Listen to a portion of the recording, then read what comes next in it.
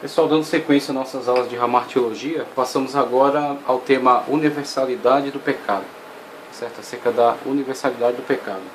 Antes disso, vamos ler aqui este texto que está no livro de Gênesis, capítulo 3, onde a gente vê a abordagem bíblica acerca da entrada do mal na existência humana, certo? A partir do momento em que o homem, em desobediência a Deus, traz sobre si a condenação e passa a estar infectado com o mal, tá certo? O mal que já era existente por causa da atitude do diabo, né? Quando em rebelião contra Deus, passa a agir em contrariedade à sua vontade e não estar mais sob a influência da vontade perfeita de Deus. Então ele coloca a si dentro dessa situação de malignidade.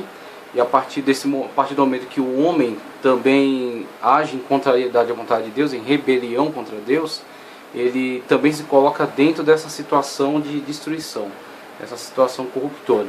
Então vemos o texto de Gênesis 3,15 primeiramente, que diz: Tomou o Senhor Deus o homem e o pôs no jardim do Éden para lavrar e guardar. E ordenou o Senhor Deus ao homem, dizendo: De toda a árvore do jardim comerás livremente, mas da árvore do conhecimento do bem e do mal dela não comerás, porque no dia em que dela comeres, certamente morrerás. Então a gente tem nesse texto a ação de Deus no plano da criação, né? Deus executou toda a criação, trouxe o homem à existência, soprou nele o fôlego de vida, deu a ele essas características peculiares, que são a inteligência e a racionalidade, escolheu um lugar especial para o homem dentro da criação, o jardim ao qual foi plantado pelo próprio Deus, um lugar isento de todos os problemas de intempéries, né, de todas as contrariedades que pudessem trazer o homem, infligir nele sofrimento e dor. Colocou o homem nesse lugar, deu-lhe uma companheira, uma pessoa que está ao lado dele, para que ambos desfrutassem dessas bênçãos, ambos desfrutassem da presença constante de Deus, desse diálogo com Ele e certamente esse aperfeiçoamento, essa evolução pela qual eles estavam passando cotidianamente por meio desse contato com o ser extraordinário e maravilhoso que é o seu Deus, o seu Criador. Eles tinham esse contato com Deus sem qualquer tipo de problema, sem qualquer tipo de constrangimento, qualquer tipo de necessidade de perdão ou de pecado. Então eles tinham esse relacionamento num âmbito perfeito que só será restaurado quando na ressurreição nós fomos glorificados, né? Quando através de Cristo Jesus nós seremos feitos como o primeiro Adão. Então vemos aí, esta é a condição atual, o homem está colocado no lugar perfeito, vivendo nessa comunhão plena. Só que ao homem é dado aquilo que a gente abordou na aula passada também, essa característica peculiar chamada livre-arbítrio, poder volitivo. O homem tem poder de escolha. Da mesma forma como os seres angelicais antes dele também tiveram esse poder de escolha, ao homem é dado esse poder de escolha. E não sabemos por quanto tempo o homem convive muito bem dentro desse espaço de perfeição, com esta comunhão plena, íntima, intensa com Deus, e vivendo, desfrutando aí destas bênçãos no plano físico, natureza, de uma forma perfeita, no plano relacional com a sua esposa e no plano da comunhão dele e sua esposa com Deus. Não sabemos por quanto tempo isso perdurou. Então muitas teorias surgem dizendo que isso foi um breve espaço de tempo, mas eu não me posiciono dessa forma. Eu acredito que essa perfeição perdurou talvez até por milênios, nessa perfeição, nessa tranquilidade, nessa harmonia, tá certo? Porque é uma criação de Deus, é algo que foi empenhado pelo próprio Deus, foi uma ação dele, foi um ato realizado por ele. Então o ato realizado por Deus com certeza está completamente realizado num plano de perfeição. Então eu creio que isso perdurou por muito tempo, até que o homem, a mulher, né, primeiramente a mulher foi seduzida por aquele diálogo que a gente vai ver abaixo, se deixou levar por essa curiosidade de conhecer aquilo que não era para o seu momento, e principalmente entrar em contato com um tipo de conhecimento contraditório que não poderia ser dominado, controlado, não poderia ser compreendido com toda tranquilidade, de modo a que não afetasse a sua natureza. Então esse tipo de conhecimento que foi prometido como a posse, né, o domínio sobre algo que a tornaria semelhante a Deus, mas não pôde assim fazer porque ela não tem as características, a estrutura, né, a complexidade, o poder de Deus. Então esse conhecimento, ao entrar em contato com o seu ser, trouxe um dano, trouxe um prejuízo irreparável para o seu ser, para si, depois para Adão, seu esposo, e assim fecha essa cadeia que vai ser transmitida a toda a humanidade, este mal que está presente nela e que impulsiona ela a atitudes também prejudiciais para si e para os demais, né? O mal subjetivo, o mal moral, que é transmitido de geração em geração, que impulsiona consequências dos males circunstanciais, as atitudes más, com a motivação má, e que trazem prejuízos a tantas pessoas que são por ela atingidos. Primeiramente aquele que a comete, depois aqueles contra quem ele comete, né? O mal subjetivo, que é impulsionador dos males circunstanciais que estão presentes aí em todos os lugares do mundo, né? Em relação a todas as sociedades. Então vemos aí o texto de Gênesis 3 ainda, agora a partir do versículo 1, veja. Ora, a serpente era a mais astuta de todas as alimárias do campo que o Senhor Deus tinha feito.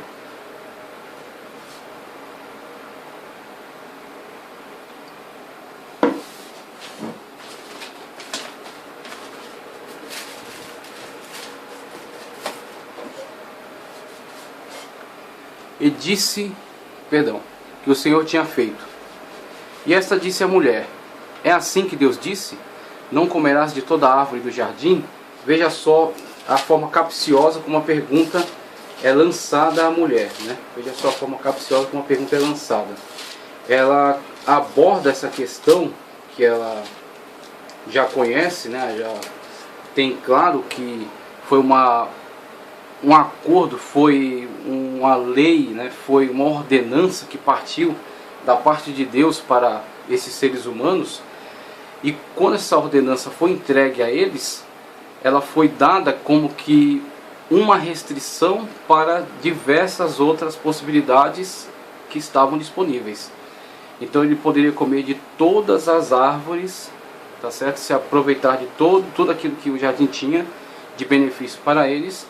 Todavia teriam que se isentar de ter contato com esta árvore que estava colocada no meio do jardim e que detinha nela esta questão do conhecimento do bem e do mal. Então, quando a pergunta é lançada, é proposta para a mulher, ela é proposta de uma forma completamente invertida, inclusive generalizando-se, colocando que você está restrito a todas as árvores, não poderás comer de nenhuma das árvores. Então já coloca um aspecto negativo, né? Leva a pessoa, induz ela a olhar de uma forma negativa para a questão. Então ela é obrigada a responder: não, podemos comer de todas menos essa. Quando ela diz podemos comer de todas menos essa, atraiu a atenção dela para algo que de repente foi ignorado durante muito tempo. Então vemos aí todo o jogo, né, que ela faz com relação, o jogo de manipulação que ela faz em relação a isso. Só um minuto. Retomar aqui a leitura. Primeiramente, uma pequena correção. O texto que está acima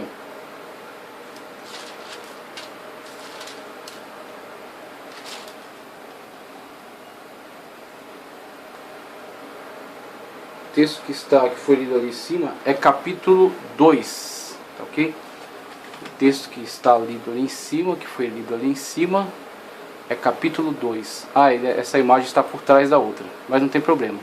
Esse texto aqui de cima, Gênesis, não é capítulo 3, é capítulo 2. Agora a gente prossegue a leitura. Então toda essa manipulação que foi feita, né, pelo diabo, que estava incorporado aí na serpente, que se usou dessa artimanha para entrar em contato, né, com os seres humanos e para levá-los a essa decisão, arrastá-los também nessa mesma condenação. Então alguns até dizem foi a primeira sessão espírita, né, que houve na humanidade, né, entre a humanidade, quando esse espírito incorporado neste ser, né, neste animal, dialoga com a mulher e coloca a questão dessa forma distorcida. Assim é que Deus disse, não comerás de toda a árvore do jardim. Veja como a questão está generalizada. Isso é usado até hoje. Sempre quando é abordada uma questão proibitiva da palavra de Deus, exatamente esse aspecto proibitivo ele é generalizado, colocado como que algo sufocante, sendo que aquela proibição é simplesmente Deus tornando o homem isento daqueles males que dali advém.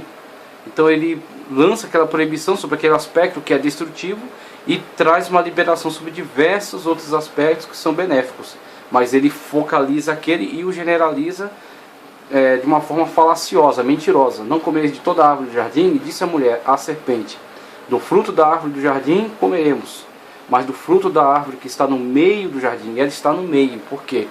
É necessário que haja a possibilidade de escolha negativa, de escolha contrária, para que a escolha verdadeira, para que a escolha em obediência seja ainda mais valorizada, vamos dizer assim, seja potencializada. Então a escolha pela obediência à vontade de Deus não pode ser uma escolha simplesmente feita por eles terem sido induzidos a isso, por eles terem sido manipulados a isso, porque senão não seria verdadeira. Então Deus é verdade e criou seres que também podem andar na verdade. E para que isso seja verdadeiro, há a necessidade de que haja a possibilidade da contrariedade, de ser contrariado, de ser negado. Então, uma vez diante da possibilidade da negação, uma vez que eles continuamente escolhem obedecer, eles escolhem livremente. E essa escolha só pode ser livre se houver a possibilidade da não escolha, da escolha pela contrariedade. Então a árvore está no meio do jardim. Esta árvore no meio do jardim, a cada dia, na viração do dia em que eles estavam em comunhão, era uma prova de que eles permaneciam livremente obedientes a Deus. E cada obediência livre que eles manifestavam a Deus era com certeza glória para Deus, para eles, e fortalecimento dessa comunhão e aperfeiçoamento das suas pessoas. Então Deus não quer que seres obedeçam-no simplesmente por estarem subjugados a esta obediência e não poderem escolher outra coisa. São seres livres e tem que obedecer livremente. Então a árvore está no meio do jardim, pedagogicamente, oferecendo esta circunstância e possibilitando esta escolha livre. Mas do fruto da árvore que está no meio do jardim, disse Deus, não comereis dele, nem nele tocareis, porque senão, para que não morrais. E esta morte que foi abordada aqui, que vai ser contraditada de forma flagrante pelo diabo através da serpente, ele quando a contradiz, ele não a contradiz no seu aspecto que foi abordado por Deus. Deus transmitiu esta morte, não comereis e não morrereis. Não comereis dela, não tocareis, que aliás o que Deus coloca para Adão é não comereis. Agora a forma como Eva, no seu diálogo, fala com a serpente, ela já comete uma distorção aqui. Ela fala não tocareis. Então esse não comereis, não tocareis já mostra que algo já está sendo distorcido. Algo já está sendo distorcido daquela ordenança. Então alguma coisa já começa a atrair. A partir daquela manipulação que foi feita pelo diabo na fala anterior, já trouxe alguma distorção na própria resposta. Então não tocareis, começa a chamar a atenção para que toque. Então a contrariedade disso, não tocareis, começa a despertar o interesse de tocar. Tocar começa a despertar o interesse em provar. Provar começa a despertar o interesse em saber o que é. E sabendo o que é, adquire para si todo esse mal. Traz para dentro de si, de seu ser, todo esse mal que estava presente ali. Então veja. Então a serpente disse à mulher, certamente não morrerás. Quer dizer, contradita certamente. Quando de fato ela come isso, ela arrisca, prova e ela permanece viva fisicamente, não sabe que na verdade já está morta espiritualmente. Tomará consciência disso quando se fechar o ciclo e o homem também comer, que são dois, uma só carne, e o homem também comer, os dois ficarem excluídos da comunhão com Deus, por causa da desobediência. O homem poderia rejeitar e falar, não, esse fruto foi aquele que o Senhor disse para não comer.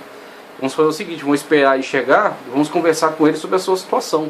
Deus poderia trazer reconciliação, perdão, restauração para Eva, mas o homem infelizmente se deixa levar, porque despertou nele também o interesse, Então ele, de forma covarde, aproveita-se da queda de sua esposa para também cair junto com ela, matar sua sede de curiosidade, seu desejo de poder, tá certo?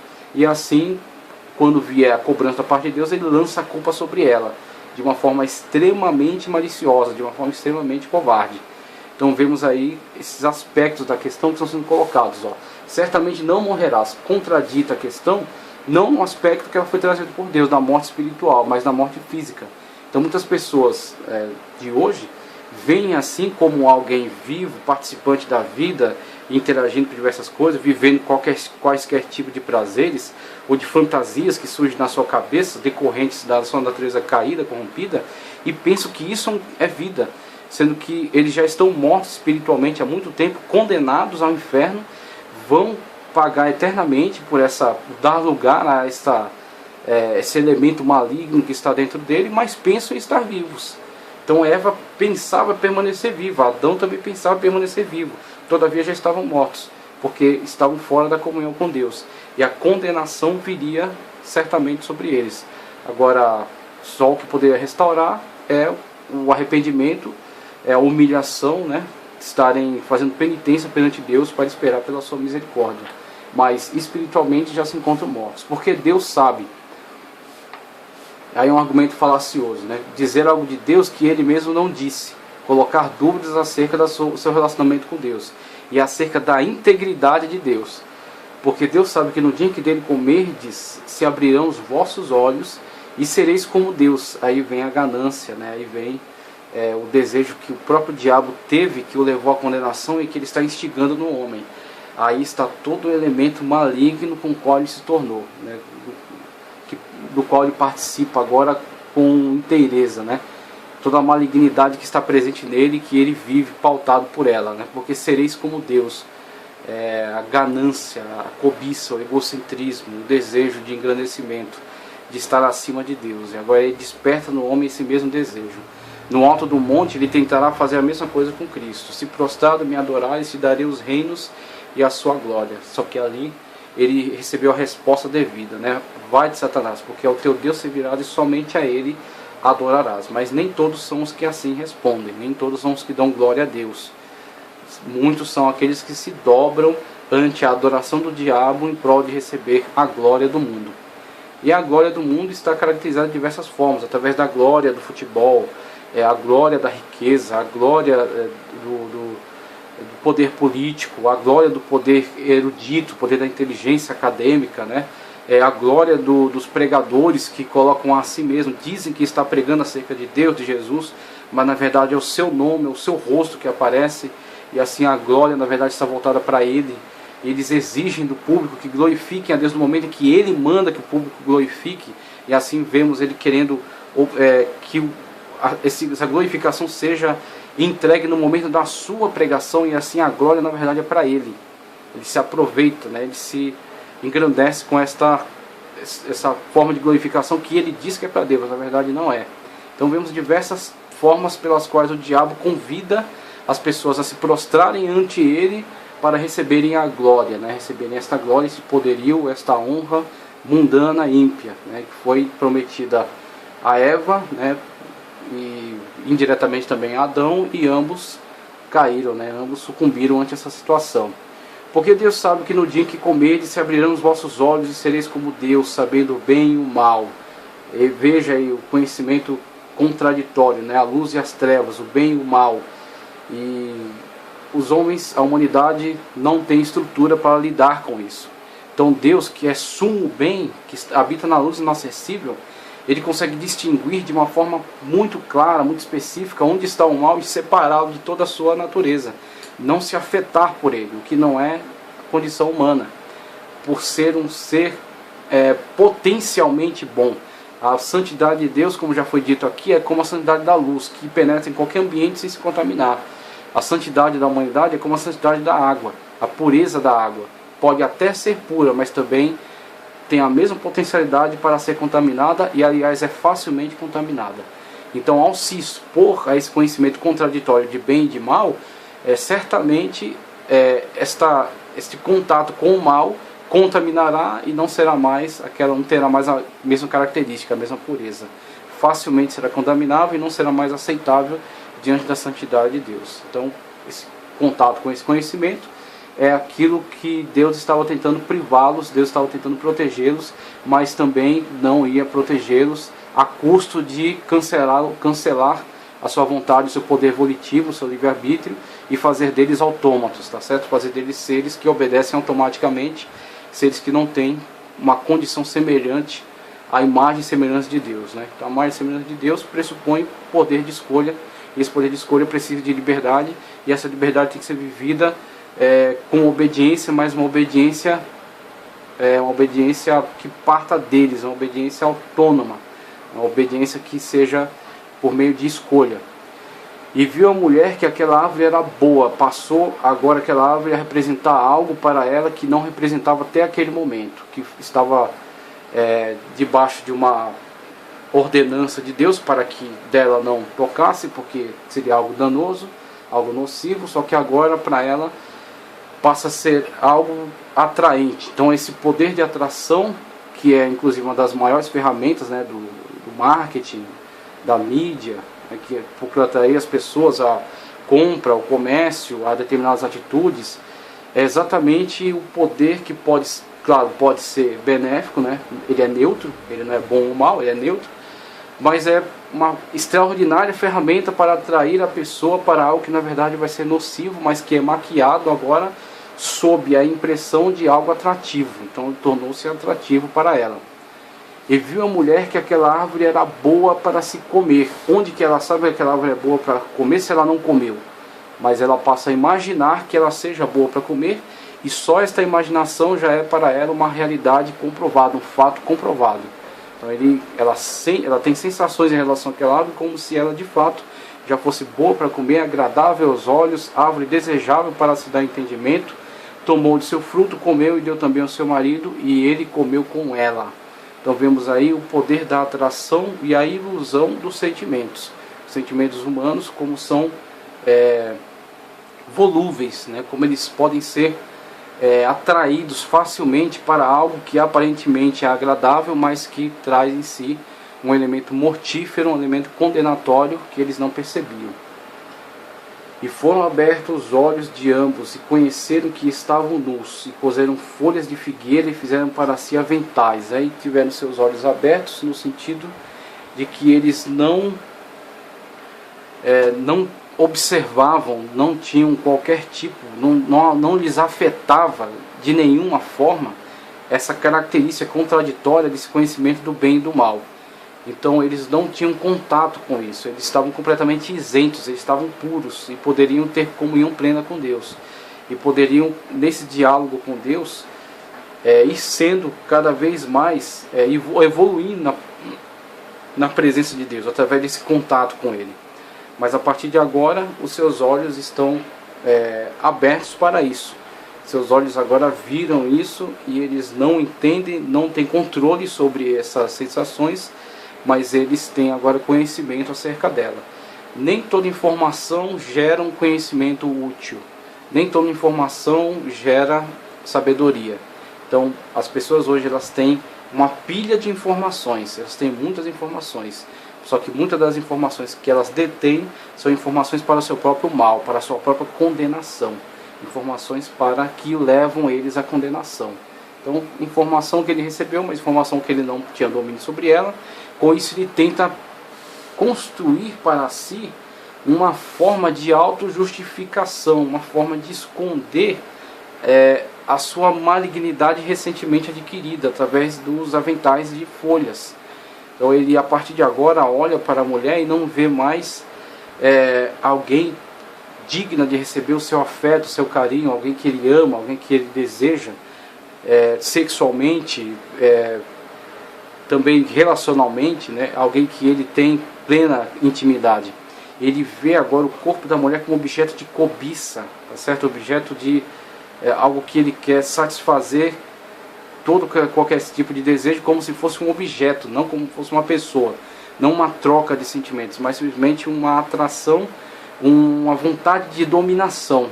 Então quando ele olha para isso, isso desperta nele esse desejo de dominação, de usar essa pessoa como um objeto, isso causa nele vergonha em relação à sua nudez, em relação à nudez da sua esposa, aquilo que nunca houve entre eles, aquilo que nunca foi sentido por eles, que estava presente entre eles, já era usado numa questão de relacionamento sexual, usado em relacionamento afetivo, mas nunca causou um sentimento negativo, e agora a partir desse momento causa.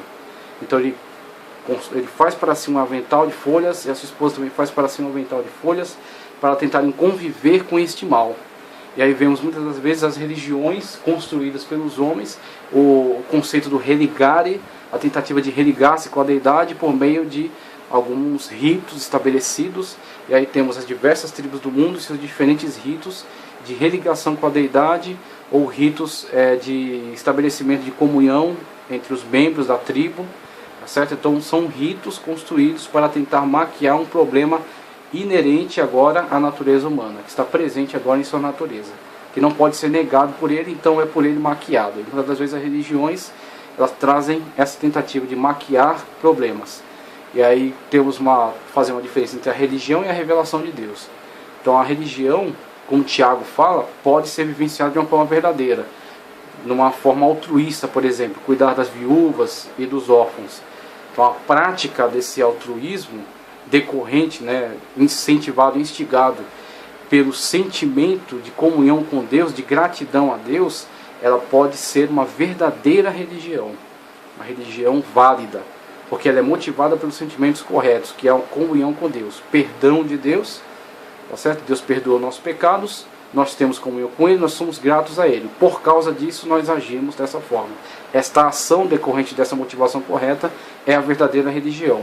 Mas isso que eles tentaram fazer aí são as diversas falsas religiões que se espalharam pelo mundo e que simplesmente tentam maquiar o problema em vez de resolver. E ouviram a voz de Deus que passava no jardim pela viração do dia, e esconderam-se Adão e sua mulher da presença do Senhor Deus entre as árvores do jardim. Veja que esta falsa religião que eles criaram, este estratagema, essa estratégia para tentar ocultar suas vergonhas, não os possibilitava de encarar mais Deus da forma como eles encaravam. Ou seja, apenas estão maquiando o problema, mas não estão resolvendo. A comunhão com Deus continua rompida. E chamou o Senhor Deus a Adão e disse: onde estás? E ele disse: ouvi a tua voz soar no jardim e temi, porque estava nu e escondi-me. Então só até aí é suficiente. Depois vem o texto em que Deus faz uma inquirição aí com relação a Adão, com relação à mulher, a condenação em relação à serpente, as condenações em relação à mulher, que terás filho com dor, em relação ao homem, que trabalharás e do sol da tua terra obterás o teu alimento. Então, a partir de tudo aí, vemos a origem desse problema. Agora, o que nós queremos ver é a transmissão. Nós vimos aí a questão da origem. Agora nós queremos ver o problema da transmissão do pecado na humanidade. Veja só. A universalidade do pecado. Em sua natureza, o pecado é um mal cósmico. Isso significa que ninguém peca sozinho. O pecado faz parte de uma rebelião cósmica contra Deus e contra as suas leis divinas.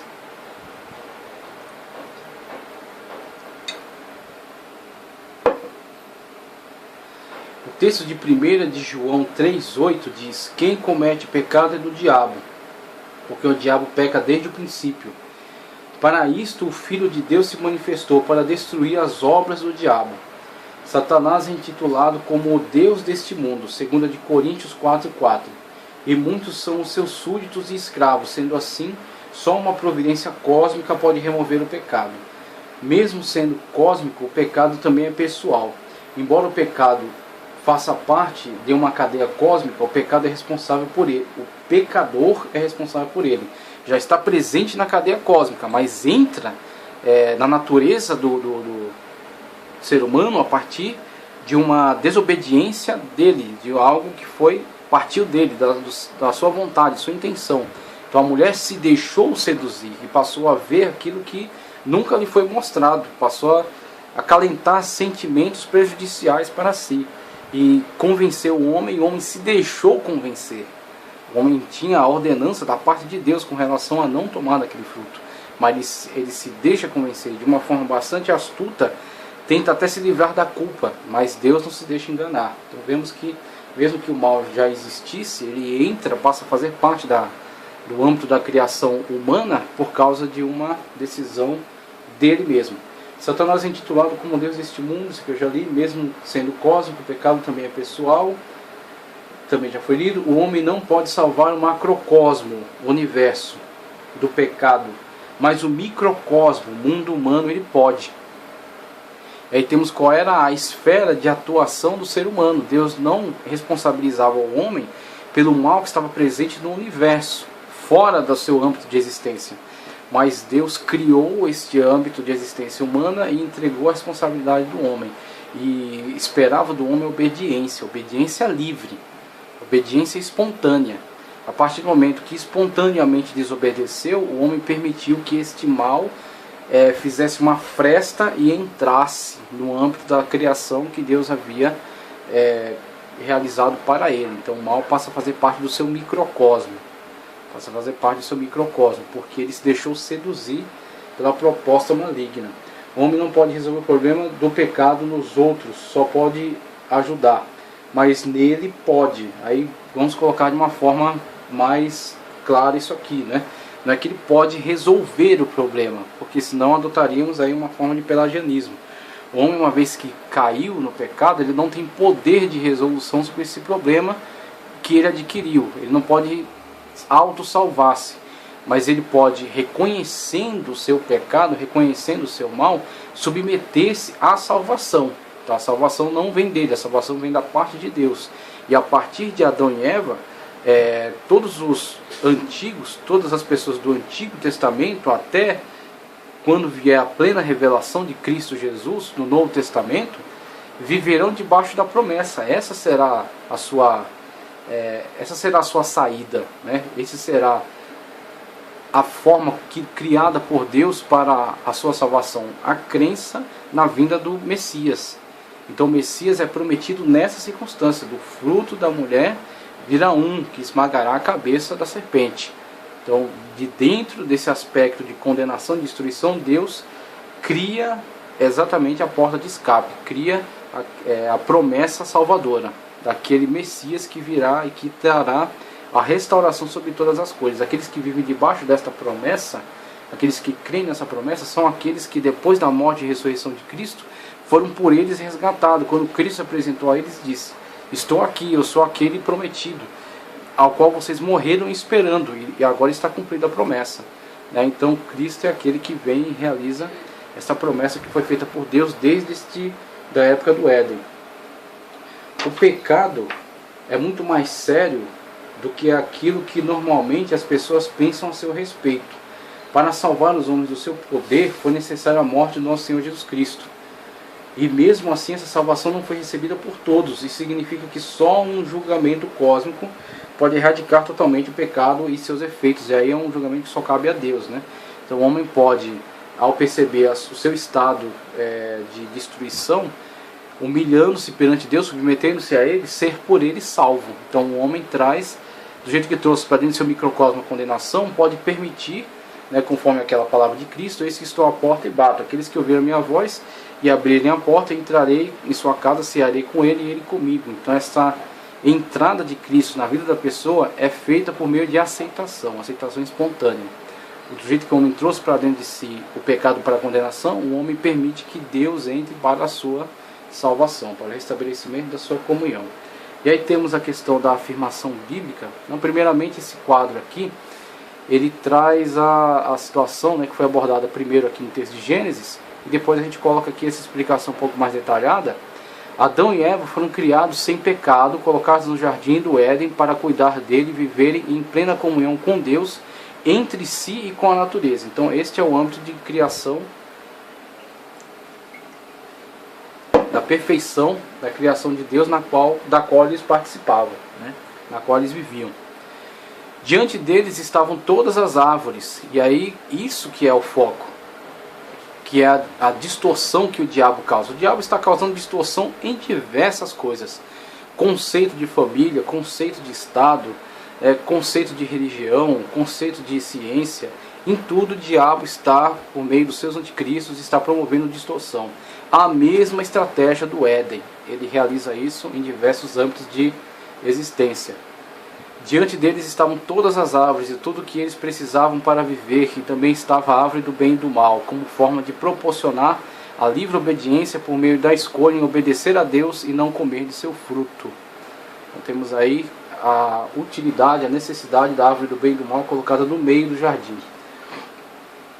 Diante da escolha pela desobediência, ou seja, a insubordinação à boa vontade de Deus sobre o homem e a mulher e o cosmos, tá certo? O âmbito da criação no qual o homem estava inserido, vieram as consequências nefastas da entrada do pecado no mundo por meio da sedução dos diabos. E por se deixar seduzir o mal que já estava presente no âmbito cósmico, fora do ambiente criado por Deus para eles, agora passa a fazer parte deste ambiente, do microcosmo, que é o homem, o seu ser, a confusão que trouxe para dentro do seu ser, a perda da comunhão, a morte espiritual, e no âmbito externo, né, o homem foi expulso do jardim, conforme tipificado na imagem abaixo, daquele ambiente perfeito, passa a lavrar a terra de onde foi tirado, e a sofrer também os males circunstanciais, quer sejam advindos de um juízo de Deus, quer sejam advindos de uma distorção causada pelo seu pecado no cosmos, né, no movimento do ecossistema, quer vindos de movimentos naturais que já estavam presentes no ecossistema e que não são decorrentes de um mal moral,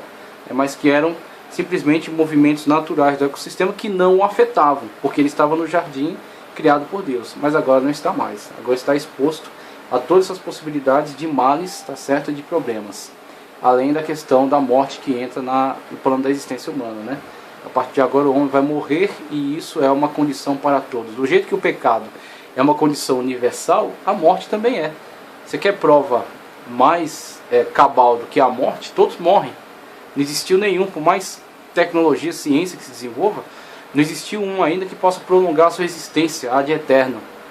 Todos passam pela sentença da morte, a sentença que foi dada nesse dia, nesse ato de julgamento.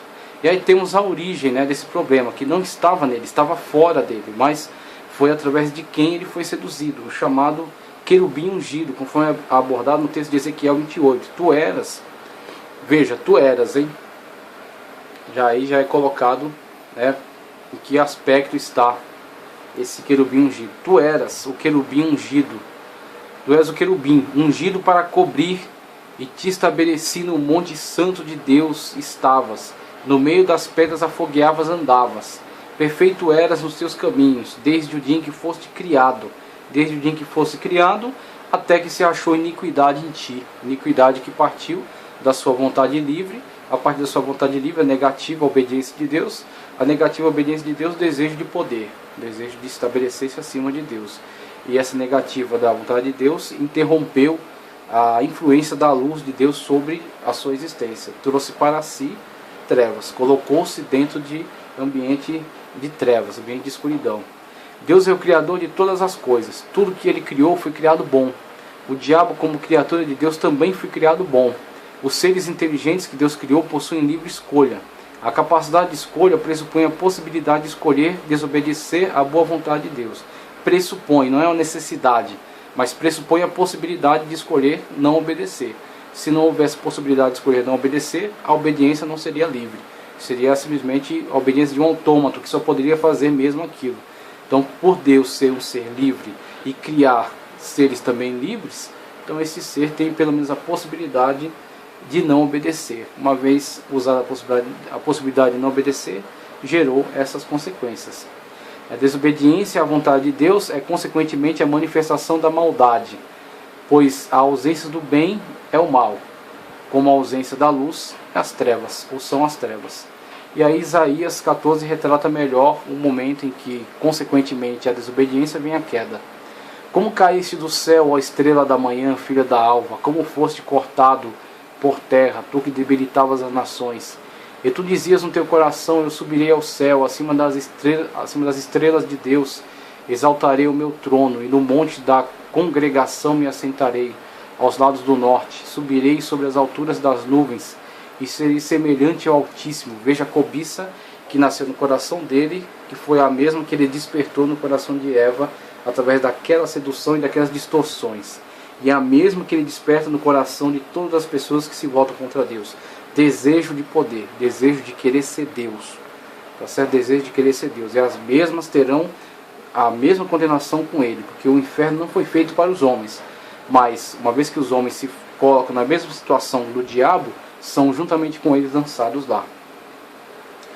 Subirei sobre as alturas das nuvens, serei semelhante ao Altíssimo, e contudo levado serás ao inferno, ao mais profundo do abismo. E Cristo testifica acerca desta queda. Em Lucas 10, em 17 diz: voltaram os 70 com alegria, dizendo: Senhor, pelo teu nome até os demônios se nos sujeitam. Disse-lhes, eu via Satanás como um raio cair do céu. E eis que vos dou poder para pisar serpentes e escorpiões, e toda a força do inimigo, e nada vos fará dano algum. Mas não vos alegreis, porque se vos sujeitem os espíritos. Alegrai-vos antes por estarem os vossos nomes escritos nos céus, no livro da vida.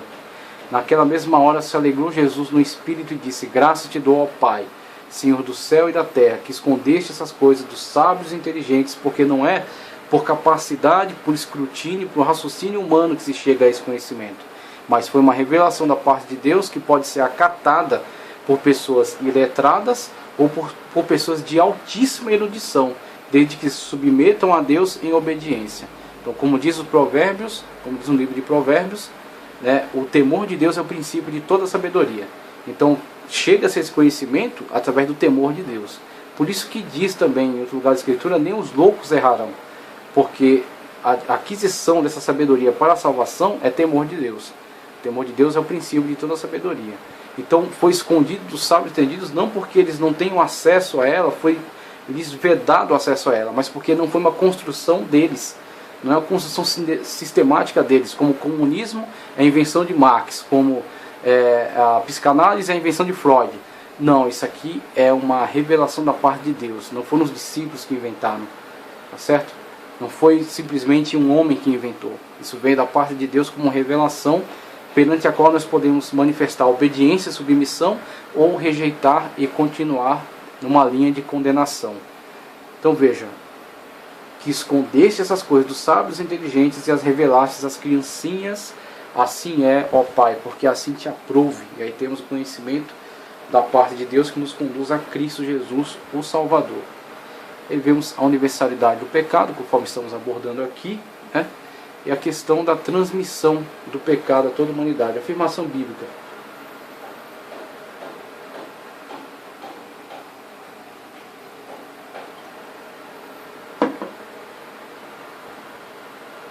A universalidade do pecado é demonstrada em vários trechos bíblicos. Não há homem que não peque. Primeiro livro dos Reis, 8:46.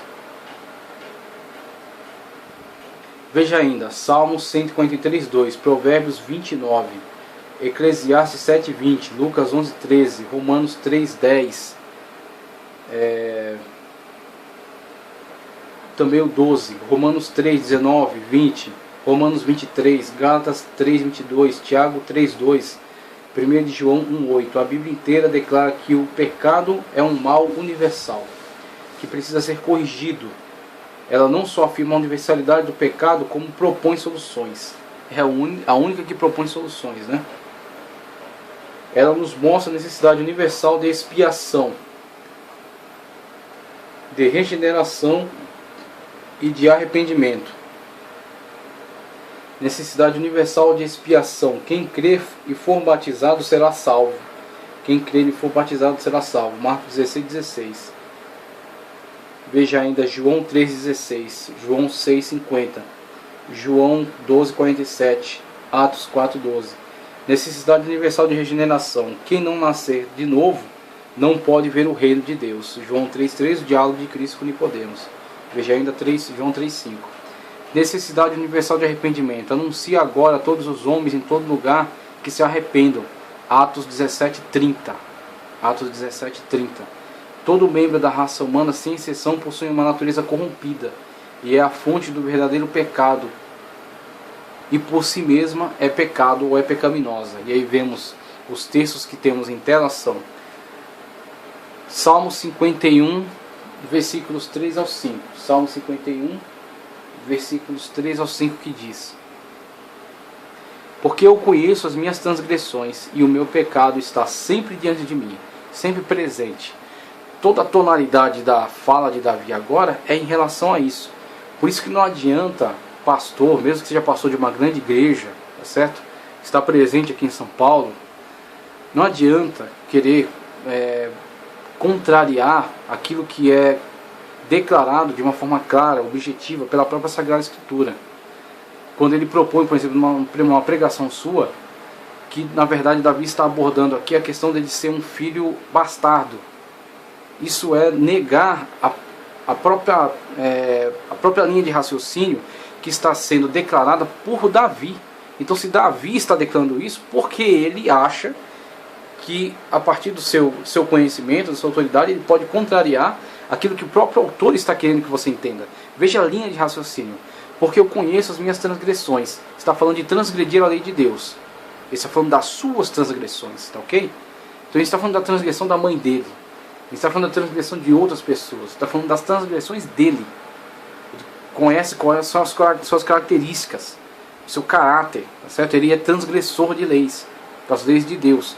O meu pecado está sempre diante de mim. Ou seja, ele não pode isentar-se de culpa em momento algum. Ele está sempre perante esta culpa. Essa culpa o acusa constantemente. Contra ti somente pequei, e fiz o que é mal à tua vista, para que seja justificado quando falares, e puro quando julgares. Deus está sempre certo. É isso que ele está dizendo. Eis que em iniquidade fui formado. Então, pelo pecado estar sempre diante de mim, por ele conhecer as suas transgressões, ele chega a essa conclusão.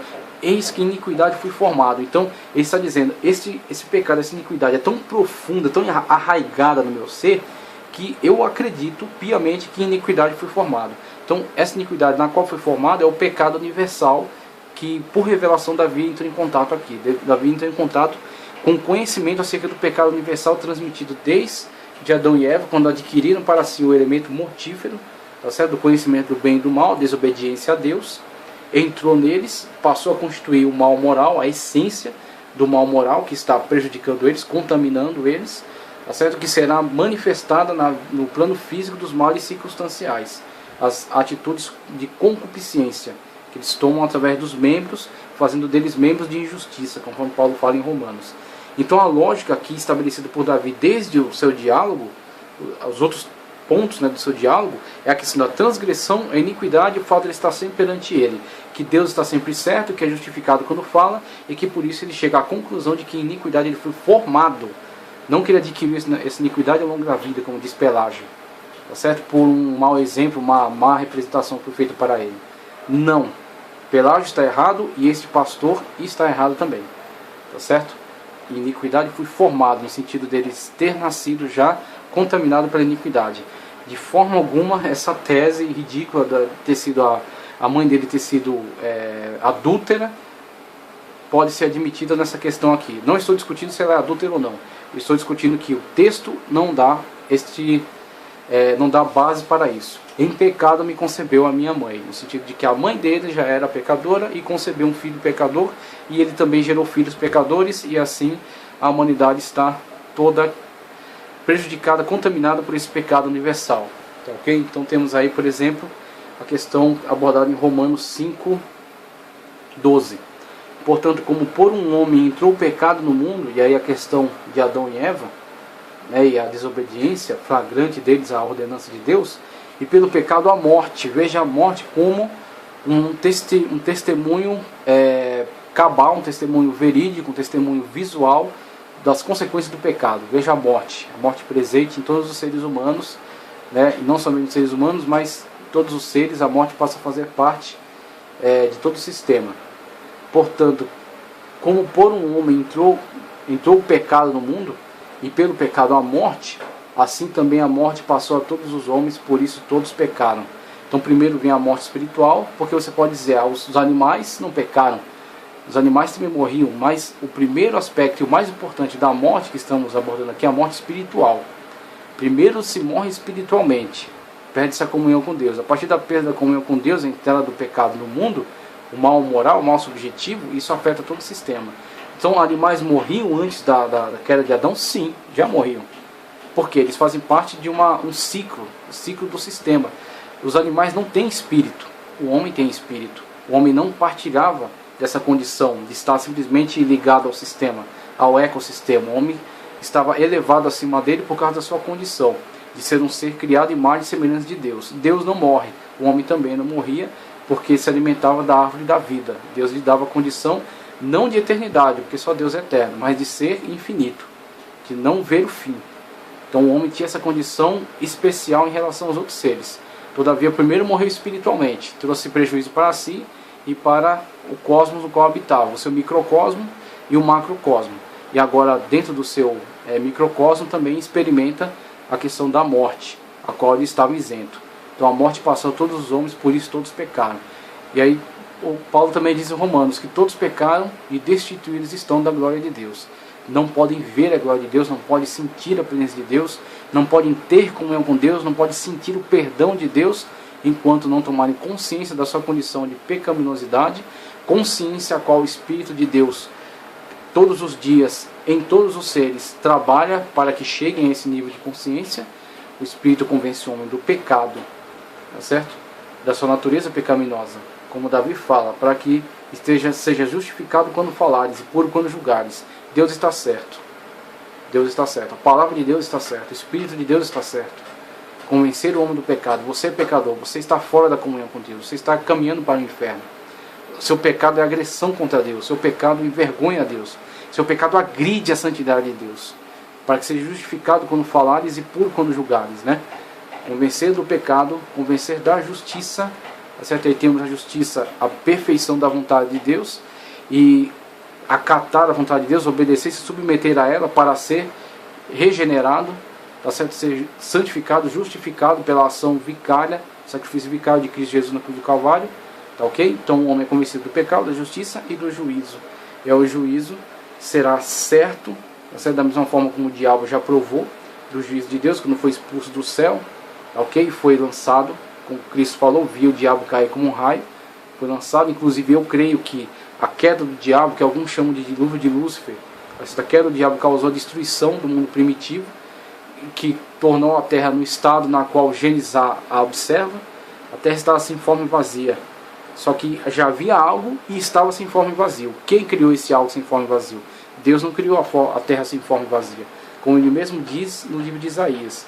Então a terra foi colocada nesse estado de estar sem forma e vazia por causa da queda de Lúcifer sobre o mundo primitivo. Então esse mundo entrou no estado de caos. Mas o Espírito de Deus se movia sobre a face das águas, como diz em Gênesis, trouxe tudo isso novamente à ordem, ao movimento.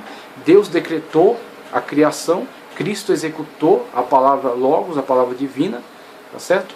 Trouxe a execução de toda a criação e o mundo foi feito novamente conforme a perfeição da vontade de Deus, e viu que era bom. Trouxe novamente a destruição para dentro dele, trouxe o caos por meio da desobediência humana, né? Como diz aí no livro de Romanos 5:12. Então pecou, e por causa do seu pecado todos também sofreram as consequências. Todos que são descendência de Adão sofreram as consequências. Mas em outro lugar Paulo vai dizer: porque por um homem entrou o pecado no mundo, e o pecado passou a todos, mas por um homem veio a salvação. E a salvação está neste homem, esse que é Deus, tá certo? De eternidade, a eternidade é Deus, semelhante a Deus, tá certo? Unigênito de Deus, e que pelo processo que nós vamos abordar na aula que vamos ver sobre soteriologia, sobre cristologia, perdão, vamos ver sobre cristologia. Vamos ver que ele passou por um processo chamado kenosis, que é esvaziamento, esvaziou-se da sua glória, desceu até nós, da sua glória, não da sua deidade, ok? Esvaziou-se da sua glória, veio até nós, nasceu virginalmente por obra e graça do Espírito Santo, nasceu virginalmente no ventre de Maria, tá certo? Tornou-se homem, viveu entre nós, pregou a palavra de Deus, morreu em sacrifício vicário por toda a humanidade, apresentou seu sangue perante Deus e justificou o homem. Pegou a cédula que era contra nós, como Paulo diz em Colossenses, pegou a cédula que era contra nós, na qual haviam diversas acusações acerca do nosso pecado, nossa justa condenação perante Deus, e cravou ela na cruz. Então nossos pecados foram comprados, né, foram justificados, plenamente perdoados por meio da ação e graça de Cristo Jesus. Então aquele que se submete a Cristo, o único, tá certo? O único nome pelo qual devemos ser salvos. Quem se submete a Cristo para a salvação quebra esta linha de continuidade aqui. Mesmo que o mal moral está dentro dele, O mal moral está subjugado debaixo da graça salvadora de Cristo Jesus. Porque aqueles que estão em Cristo são novas criaturas e nenhuma condenação há. Nenhuma condenação há para os que estão em Cristo Jesus, que são nova criatura. Então veja, o processo, essa linha contínua, ela segue por toda a humanidade. E ela ainda vai seguir, ainda vai continuar. Como Davi chegou a essa conclusão, também nós, quando nós observamos a palavra de Deus corretamente. Nós fomos gerados em iniquidade e geramos em iniquidade. Mas essa iniquidade tem que ser subjugada debaixo de uma nova natureza, criada a partir da aceitação da obra e sacrifício vicário de Cristo Jesus. A partir do momento que o homem não resiste ao Espírito de Deus, e ele é convencido do pecado, da justiça e do juízo. Então, uma vez convencido disso, uma vez que se submete a Deus, uma vez que se humilha perante Deus, pede perdão acerca dos seus pecados, pela graça e somente pela graça, o homem é salvo, o homem é, como já disse, ele é justificado primeiramente, seus pecados são perdoados pela ação vicária de Cristo Jesus. Cristo atribui a nós os méritos do seu sacrifício. O homem é justificado perante Deus, é colocado diante de Deus naquele momento como se estivesse completamente puro, porque Deus olha para ele e vê o sangue do seu filho, que foi derramado na cruz do Calvário para o comprar. Então ele é justificado, ele é regenerado, ele é feito nova criatura, sua natureza má está subjugada agora. Não é que ela não existe, ela existe e continua combatendo, continua uma luta interna dentro dele, mas ela está subjugada, certo? Tudo me é lícito, mas nem tudo me convém. Não me deixarei levar por nenhuma delas, como Paulo diz também nas suas cartas. Então ele tem que dominar essa natureza por meio da ação do Espírito de Deus nele, a força que lhe é dada pelo Espírito de Deus. Ele anda conforme a lei do Espírito, e ele diz, aqueles que andam conforme a lei do Espírito não cumprirão a vontade da carne. Então se ele se deixar submeter pela lei do Espírito e andar por ela, subjugará a vontade da carne. Então veja, ele é justificado, ele é regenerado, ele é santificado. Tá certo? Agora ele é santo para Deus, ele é exclusivo para Deus, ele é apartado das ações dos males circunstanciais, ele subjuga o seu mal moral, e ele é agora santo, está perante Deus em plena comunhão. Então esse restabelecimento daquilo que foi perdido em Adão, ele é feito unicamente através de Cristo Jesus. Mas isso é uma obra para aqueles que submetem à salvação pela graça de Cristo Jesus. Universalmente a humanidade está caída em pecado. E mesmo pessoas que estão regeneradas, santificadas, justificadas em Cristo Jesus, geram filhos em iniquidade também. Porque a iniquidade e o mal moral está dentro dele, presente nele. Só será retirado, só será completamente purificado deste mal, não haverá mal moral dentro dele e também não haverão males circunstanciais, quando nós, todos juntamente, aqueles que já foram, já dormem no Senhor, e aqueles que estiverem vivos, fomos glorificados, fomos transformados conforme a imagem conforme a imagem de Cristo Jesus, a imagem do Filho de Deus, né? Fomos feitos conforme a imagem dele. E João diz, que ainda não é manifestado aquilo que haveremos de ser, mas quando ele se manifestar, nós também juntamente com eles, juntamente com ele. Então quando Cristo se manifestar em toda a sua glória, nós também juntamente com ele, como novas criaturas e como seres glorificados, seres transformados conforme a sua imagem. Tá, ok? Então, mesmo que o pecado afetou toda a humanidade, Cristo Jesus, ele através do seu sacrifício suficiente, disponibiliza a salvação também para todos os seres. Todos podem ser alcançados, todo pecado pode ser perdoado, e aí vamos abordar em um lugar específico o pecado contra o Espírito Santo, mas nós vimos que o Espírito Santo é o canal por onde nós somos convencidos do pecado, da justiça e do juízo. Então, logo isso já dá uma dica. Pecado contra o Espírito Santo, na verdade, é rejeitar racionalmente a ação do Espírito Santo de Deus, né? Atribuir a ação do Espírito Santo de Deus à ação de demônios. Então quando você, conhecedor da palavra de Deus, você apostata da fé, livremente, racionalmente, você atribui a obra que você sabe ser do Espírito de Deus, atribui ela ao demônio, você está bloqueando qualquer possibilidade de salvação e de convencimento. Por isso que não há mais perdão para aqueles que pecam contra o Espírito Santo. Mas, abordando essa questão do pecado universal, do dano que ele causa à humanidade, a única forma de restauração para a humanidade foi e continua sendo e sempre será através de Cristo Jesus, o sacrifício suficiente para a salvação de toda a humanidade. Somente em Cristo Jesus há aquilo que pode restaurar a humanidade, aquilo que ele perdeu lá no Éden, né? Como diz o autor bíblico também, e esta é a verdade. Há um só nome pelo qual devemos ser salvos, e esse nome é o nome do Senhor Jesus Cristo, o Filho de Deus.